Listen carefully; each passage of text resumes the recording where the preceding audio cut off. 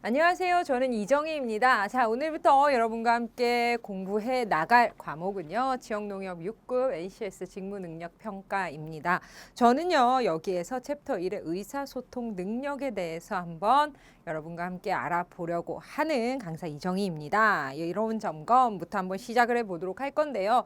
여러분들 아마 문제하고 개념이 약간 동떨어진 거 아니야? 라는 생각 가지실 수도 있는데 저희들이 이 이론을 보는 이유는요. 그래도 여기 안에서 나와 있는 기초적인 것들이 기본이 되어야만이 문제를 좀 더 빠르게 풀어나갈 수 있고 응용을 할 수 있기 때문이라고 여러분들 생각해 주시면 될 것 같아요. 그래서 이론 과정이 나는 뭐 굳이 불필요해 라고 하시는 분들이 계실까 봐 한번 혼자 공부하기는 좀 지루할 수도 있지만 이렇게 같이 빠르게 보면 한번 또 봐지는 게 되는 거니까요. 여러분들 이 개념 꼭 한번 읽고 넘어가야 된다라는 거 말씀드리도록 할게요. 저희는 의사소통 능력에 대해서 알아보도록 할게요.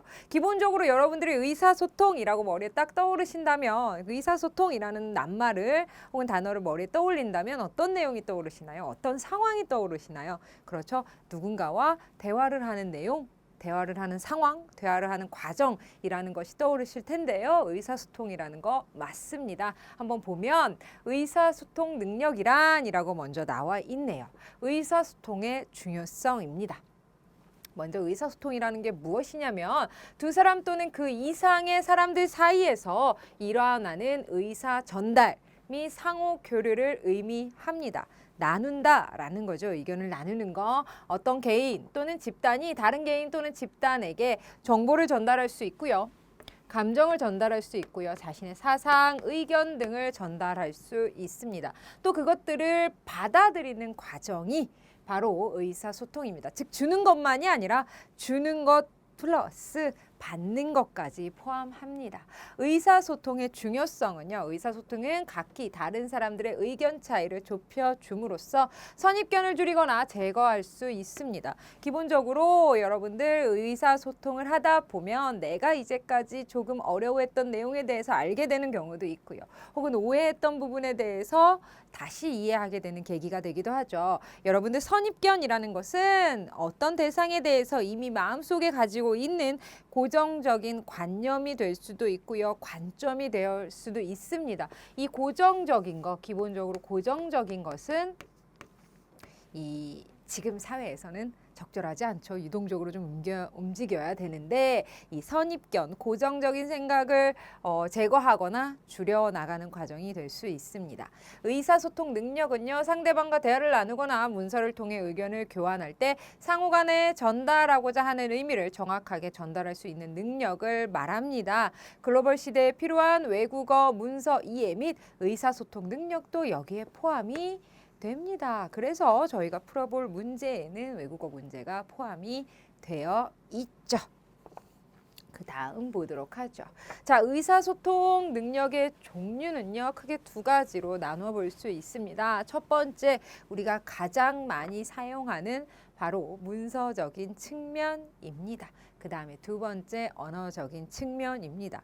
항상 이야기로 하죠. 이렇게 드라마, 이렇게 회사 생활을 다룬 그런 드라마를 보면 꼭 부장님들 혹은 뭐 이렇게 높은 직급에 계신 분들이 페이퍼로 얘기를 해, 페이퍼로.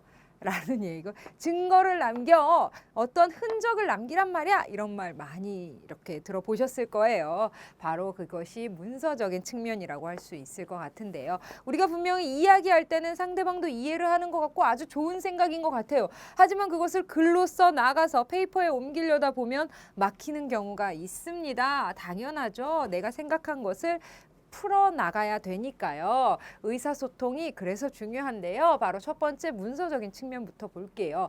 문서 이해 능력이 요구가 되고요. 그 다음에 문서 작성 능력이 요구가 됩니다. 문서 이해 능력이라는 것은 업무와 관련된 문서를 통해 구체적인 정보를 획독하고 수집하고 종합하는 능력입니다. 작성 능력은요. 상황과 목적에 적합하도록 문서를 작성하는 능력인데요.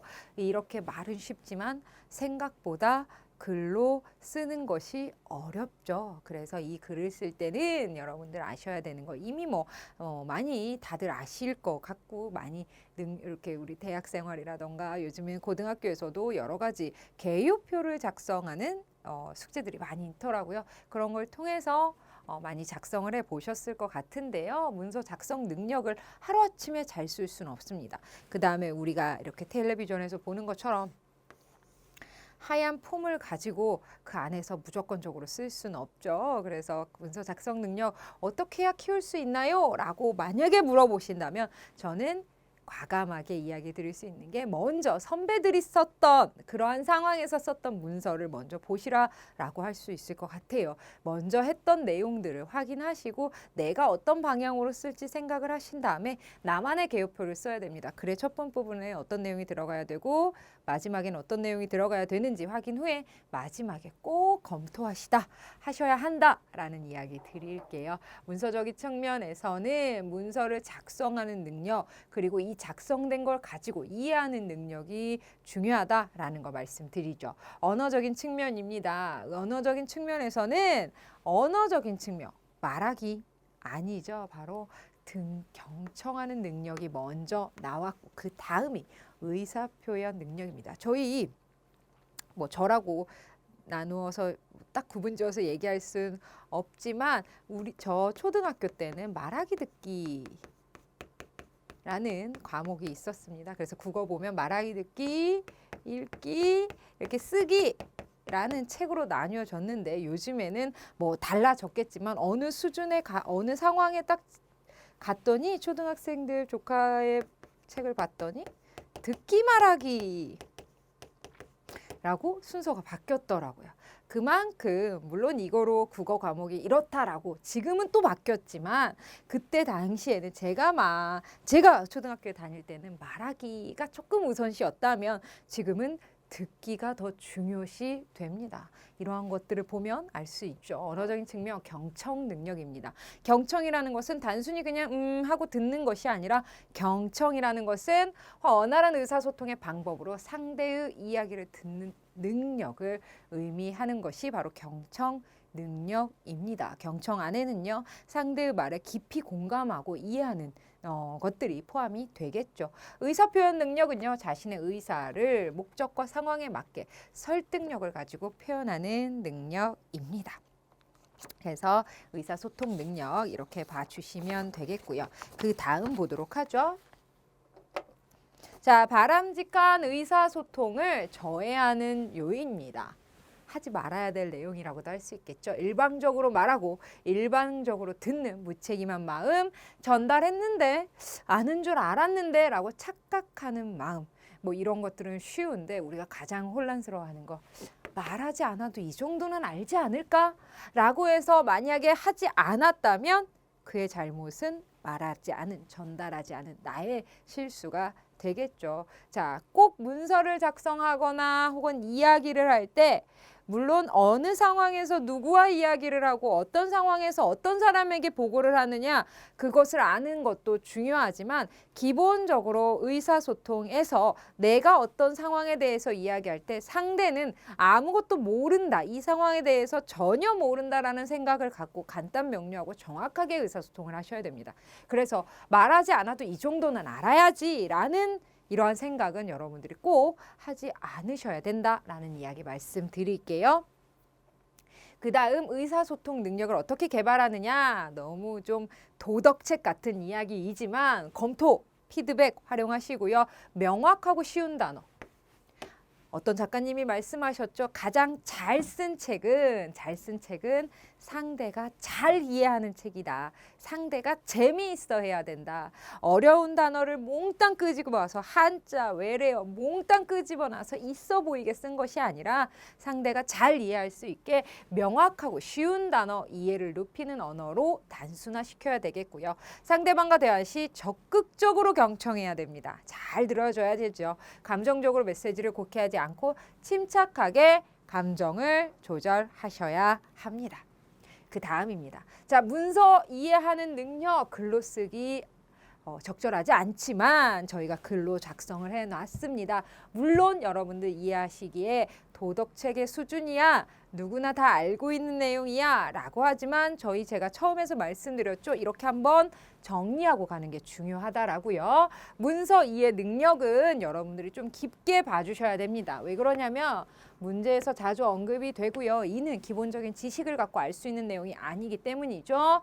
제안서, 보고서, 기획서, 편지, 이메일, 팩스, 메모, 공지사항 등 문자로 구성된 모든 것을 우리는 문서라고 합니다. 사람들은 일상생활에서 물론 직업 현장에서도 다양한 문서 사용합니다. 문서를 통해서 효율적으로 의사를 전달함으로써 자신의 의사를 상대방에게 전달하고자 합니다. 자, 그럼 이러한 수많은 문서들 어떻게 이해해야 되느냐? 기억보죠. 직업 현장에서는 자신의 업무와 관련된 인쇄물 있을 수 있습니다. 기호화된 정보, 필요한 문서 확인하여 읽고요. 내용을 기억하여 요점 파악하는 능력 필요합니다. 문서에서 주어진 문장이나 정보를 읽고 이해하여 자신에게 필요한 행동이 무엇인지 추론할 수 있어야 하며 도표, 수, 기호 등도 이해할 수 있는 능력을 우리는 문서 이해 능력이라고 합니다. 그렇기 때문에 단순하게 텍스트 분석만 하는 것이 아니라 이 기호, 이 자료 이것들이 왜 들어갔는지도 활용을 하셔야 되겠고요. 확인하셔야 되겠고요. 그 다음에 이 문서를 통해서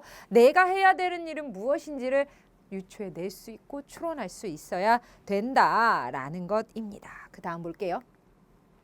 자, 문서의 종류와 용도는요. 여러분들 이 다른 내용은 도덕적으로 다 읽으셔도 이 내용만큼은 여러분들이 조금 암기까지는 아니지만 가려내실 수 있을 정도로 정비하셔야 됩니다. 왜 그러냐면 문제에서 자주 언급이 되는 내용이기 때문이죠. 문서 종류와 용도입니다. 총 9가지로 구분해 놨는데요. 먼저 첫 번째입니다.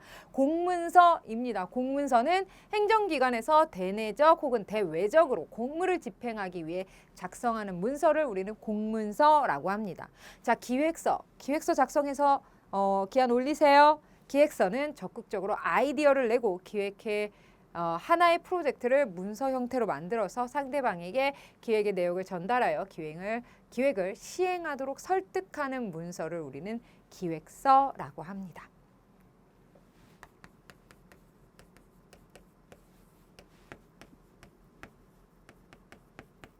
공문서는 공공적, 그다음 기획서는 설득을 목적으로 하죠. 기한서는요, 회사의 업무에 대해 협조를 구하거나 의견을 전달할 때 작성하며 사내 공문서라고도 불리기도 합니다. 협조 포인트 잡으시면 되겠네요. 보고서는요, 특정한 일에 대해서 얼마만큼 진행되었는지 그 현황이나 그 진행 상황 또는 연구 검토 결과 등을 보고하고자 할 때 작성하는 문서를 우리는 보고서라고 하고요. 설명서는 대개 상품의 특성이나 사물의 성질, 가치, 작동 방법이나 과정을 소비자에게 설명하는 것을 목적으로 하는 것이 설명서입니다. 자, 보도자료입니다. 보도자료 배포하세요. 보도자료 작성하세요. 들어보셨을 거예요. 정부기관이나 기업체, 각종 단체 등이 언론을 상대로 자신들의 정보가 기사로 보도되도록 하기 위해 보내오는 자료가 바로 보도자료입니다. 자기소개서 많이 작성해 보셨죠? 개인의 가정환경, 성장 과정, 입사 동기와 근무 자세 등을 구체적으로 기술하여 자신을 소개하는 문서를 우리는 자기소개서라고 합니다. 비즈니스 레터입니다. 사업상의 이유로 고객이나 단체에 편지를 쓰는 것이며 직장 업무나 개인 간의 연락, 직접 방문하기 어려운 고객 관리 등을 위해 사용되는 비공식적 문서이나 제안서나 보고서 등 공식적인 문서를 전달하는 데도 사용이 됩니다. 비즈니스 메모입니다. 업무상 필요한 중요한 일이나 앞으로 체크해야 할 일이 있을 때 필요한 내용을 메모 형식으로 작성하여 전달하는 글을 우리는 비즈니스 메모라고 합니다. 밑에 문제 잠깐 볼까요? 다음 중 문서의 종류와 설명이 옳지 않은 것은 이런 식으로 문제 나올 수 있습니다. 그렇기 때문에 이 문서의 종류, 용도 정확하게 알고 계셔야 된다라고 말씀드리고요. 정답은 2번이고 그에 대한 설명 자세히 나와 있기 때문에 문제에 대한 설명은 여기까지만 하고 이런 식으로 문제가 나올 수 있을 때 우리가 정확하게 용도라던가 종류에 대해서 모른다면 이 문제는 접근 자체가 불가능하기 때문에 제가 이 내용만은 꼭 알고 계셔야 된다라고 말씀드립니다. 문서 이해를 위한 구체적인 절차와 필요 상황입니다. 기억부터 보죠. 먼저 문서가 왜 쓰여졌는지 그 목적을 알아야 합니다. 문서가 작성된 배경, 주제 파악하셔야 되겠고요. 문서에 쓰인 정보를 밝혀내고 문서가 제시하고 있는 현안 문제 파악하셔야 됩니다. 문서를 통해 상대방의 욕구와 의도 및 내게 요구하는 행동에 관한 내용 분석하시고요. 문서에 이해한 목적 달성을 위해 취해야 할 행동을 생각하고 결정합니다. 상대방의 의도를 도표나 그림 등으로 메모해서 요약 정리하는 것도 중요한데 도표나 그림으로 할 때는요. 내가 왜 이 도표를 그렸는지에 대한 코멘트도 꼭 필요하겠네요. 나중에 이런 문제들이 발생할 수 있으니까요. 이렇게 문서 이해를 위한 구체적인 절차, 그 다음에 필요한 상황에 대해서 사항들에 대해서 알아봤습니다. 그 다음 보도록 하죠. 자, 문서 이해 필요한 상황 계속해서 보면 구체적인 절차에 대해서 봤고요. 이 절차를 통해서 우리는 이제 진짜 필요한 것들을 가려낼 수 있어야 되겠죠. 문서에서 꼭 알아야 하는 중요한 내용만을 골라서 필요한 정보 획득, 수집, 종합하는 능력이 필요합니다. 자, 문서를 받아보면요. 어떠한 기획서라던가 어떠한 보고서라던가 이러한 것들이 굉장히 여러 장으로 나올 수 있습니다. 이랬을 때 내가 이러한 내용들을 중에서 내가 해야 되는 내용들을 알아야 되겠고요. 그 다음에 이 내용들이 가리키고 있는 결론에 대해서 즉 내가 꼭 필요한 내용들을 가려낼 수 있어야 됩니다. 다양한 종류의 문서를 읽고 구체적인 절차에 따라 이해하고 정리하는 습관을 들여서 문서 이해 능력, 내용 종합 능력 키워나가야 됩니다. 자, 우리 방금 전에 봤던 문서 종류들이 있었죠. 문서의 종류와 그 다음에 앞에서 보면 그 다음에 용도가 있었습니다.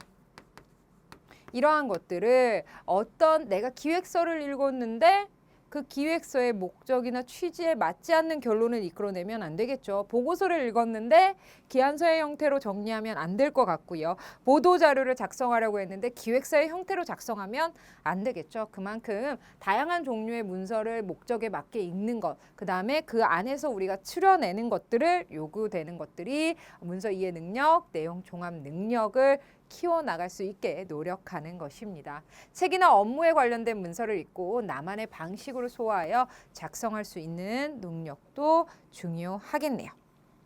자, 이렇게 해서 오늘은요. 지역농업 6급 먼저 첫 번째 시간이었죠. NCS 직무능력 평가 중에서 앞에서 두 가지 능력만 확인해 봤습니다. 바로 문서 이해 능력하고요. 그 다음에 기본적으로 의사소통 능력이 무엇인지, 의사소통 능력과 문서 이해 능력입니다. 의사소통이라는 거 다시 한번 정리해 볼게요. 우리 두 번 다시 보지 않기 위해서, 두 번 다시 앞으로 와서 다시 개념 보지 않기 위해서 정리하자면 의사소통이라는 건 포괄적으로 본다면 나 아닌 다른 사람과 의견을 교환합니다. 그렇기 때문에 내가 말하는 것도, 즉 정확하게 전달하는 것도 중요하지만 상대가 이야기하는 것 중에서 내가 필요로 한 것, 나에게 꼭 적용해야 되는 것들을 캐치하는 능력도 중요하겠죠. 그렇기 위해서는 가장 첫 번째 경청하는 능력, 듣기의 능력이 점점 더 강화가 되어야 된다. 그 다음에 두 번째가 상대방의 말을 듣고 내가 이야기하는 것, 그게 바로 의사소통 능력이다. 그 의사소통 능력에서 가장 중요한 것들이다 라고 할 수 있습니다.